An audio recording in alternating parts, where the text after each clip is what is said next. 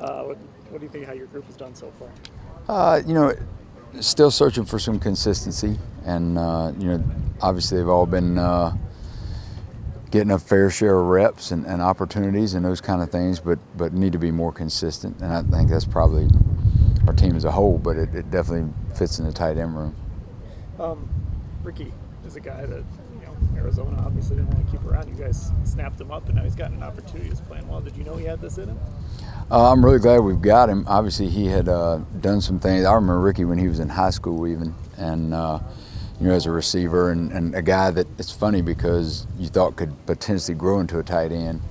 And you know, obviously, I couldn't tell you specifically everything about the way his role evolved in Arizona and all that, but it's certainly one of those things here. You hate that you didn't have him through, you know, April, May, June, and training camp to be able to really detail some of the things we're doing. But he's done a nice job of working hard, and obviously has found a little niche, you know, doing some things for us here. And I think he's gotten better every week, really.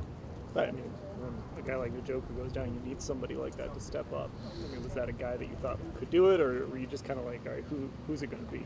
And he's the one that ended up being it.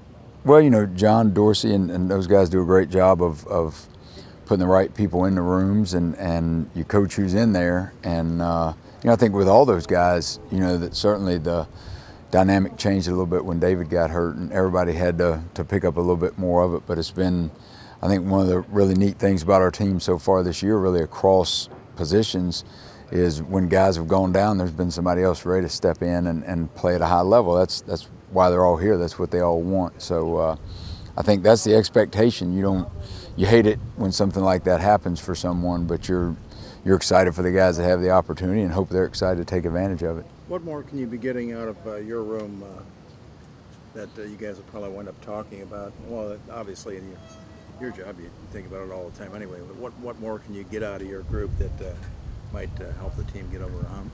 Well, I think it goes back. I used the word consistency, and I don't know if you were standing here at the time or not, but you know, you can take a look, break down play after play, and one play we do a great job at the point of attack, comes up again, and we make it be at the point of attack, you know, in the running game. The next, you know, another play, we do a great job on the backside, and you know, Nick hits a 52-yard run, and then a quarter later we have essentially the same opportunity. We don't get it done, and it's a gain of 1, you know, and it's a fine line. You know, every inch matters. I mean, in this league, most of the games are really, really close. They're going to come down. I'd say it's like NCAA tournament basketball every weekend. I mean, it comes down to those last few possessions, and somebody makes plays and somebody doesn't. But it's those inches and feet and all that as you go through it that determine who wins and who loses. And so I think across the board, whether it's the tight end room or any other room, everybody's looking for a way to just be more consistent and take advantage of every play. You never know when the play's coming that is really the play of the game. A question on Ricky, you covered to some extent, but Baker Mayfield said right after Njoku went down that, and it didn't make any sense at the time because Njoku was the first-round pick, and I think Ricky was either drafted late or undrafted, so you know, talent comparisons or whatever. But Baker said he presents somewhat of the matchup challenges for the defense that Njoku did. Is that so? I think you can look at what he's done since he's had an opportunity in there, and without, again, with missing the time from April 1st on, you know, it's catch up in a hurry for him. So he might not have known everything, but he knew enough, and he's got enough ability and has worked himself into position to be able to go out there and contribute, and that should continue to grow. You know, if I'm doing my job and he's doing his every week, and really with all the guys, Demetrius, Farrow, and Ricky, in that regard. In Demetrius's transition from Kansas City, have there been a fair number of growing pains and getting out of a system he had been in with Andy Reid for quite a while and getting into a new system? I'm sure there are differences. He would be able to speak to that better than I would, but certainly some of the things that we do are going to be different than what they do, or exactly how we do them, or how we expect them to be done are going to be different. You can look at that. I mean, there's 32 different buildings like this in America, and they all do things differently, you know, and sometimes even the same route, you may teach it a little bit differently or want it spaced a little differently or whatever. And so I think some of that, you know, we're still kind of even working through some of that. But he's been great, you know, as a guy that's been a pro, and whether it's, you know, how many snaps he plays or whatever his opportunity to make an impact is, he has answered the bell, you know, as far as being ready to go and knowing what to do. I think the last time we saw you, you had a take on Njoku that had been formed across some weeks or whatever months, but he went on and had some action, some game action since then. To the point where you lost him, what did you see in Njoku then? And of course, I'll ask you too, what might he give you if he comes back?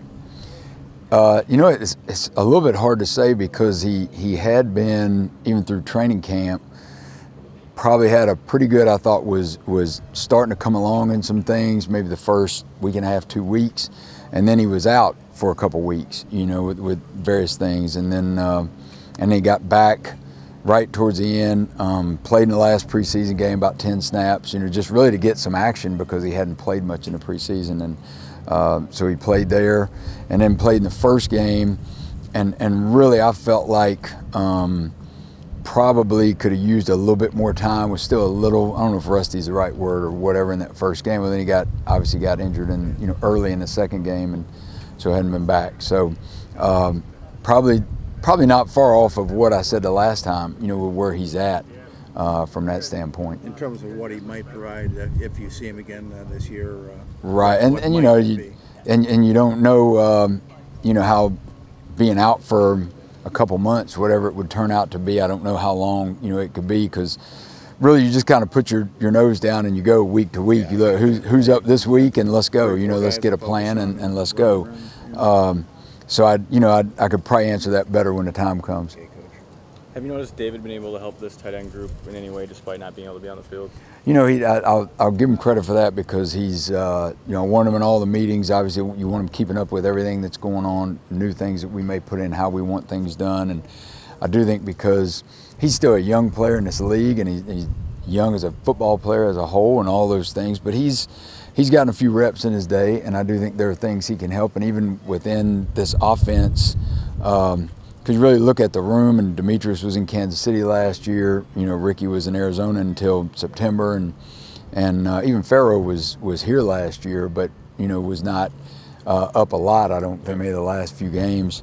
So I do think, you know, David's got a little more time on task, and there are things that he can say from his perspective that sometimes even helps me. You know, he'll say, well, here's the way I first saw this, and now here's how I see it, or whatever. Okay, now I get why it happened that way or whatever. Yeah, you alluded to it a little bit earlier, but does it feel like this group as a whole is playing a bit of catch-up just in terms of how new everyone is? You know, they don't really have time to because of where we're at. Right. It's probably true, but you can't look at it that way. You know, and again, fortunately, I do think they approach things like they should, and as professionals, and have gotten better. I think that's the teams that get where you want to go in this league get better as the year goes on, and I think we're seeing that out of that room. They're becoming more dependable, more trustworthy, and those kind of things, and that's what you need as the quarterback. Baker wants to know they're going to be where they're supposed to be, and when I put it on them, they're going to make a play on it. And you know, the tackles want to know, hey, when we get this look and we're working together on whatever combination block it is, I know where they're going to be, and we're going to work together on it in the right way. So all of those kind of things I think they're building on, and we just got to keep doing that. Yeah, you talked a little bit about blocking the run game. How do you think this group's doing in terms of pass block? You know, obviously a one-on-one assignment with a guy like Nick Bosa is a tough matchup, but just in general, how do you feel they're doing when asked? Well, they're better when there's two of them on a guy like that. Sure. If you go back and watch that game, yeah. Or any of the games for that matter. But you know, there were some situations we put them in the other day on some good rushers. Once really coming off the goal line, and then once even on Ricky's touchdown, Demetrius was by himself, you know, on the defensive end, and so I think they've done pretty good. We're certainly not where we need to be yet, and I'm pretty sure I said it in the summer to spring or sometime. If we make a living doing that, it's probably not good on our part, but you need to be able to do it when you're called upon to do it, because it is going to show up sometimes. What's your sense for how Mayfield's going to come along? You know, I don't coach the quarterbacks. I don't watch them that closely. I'll be honest with you. Obviously, I know who's in the game. I know who's practicing when the ones are out there, but I've got enough on my own hands, you know, there. That's what I watch. I don't dwell on any other position, but I know this. Me personally and our room, I mean, I'll ride with him all the way. I mean, I love the way he goes about his business and approaches it, and the way he competes. And I think guys try to do a good job of holding each other accountable, but he does that, and just you know, we got to play well around him, and that's no different for any of the 32 starting quarterbacks in the NFL. The guys around them have got to play well to help them, you know. I mean, that's it. Connects with your room? Yeah, absolutely, absolutely. Does a great job. I mean, my experience has been through just this part of the season with him and all that. Does a great job communicating and practicing the games and meetings, you know, trying to get everybody on the same page. So it's been good.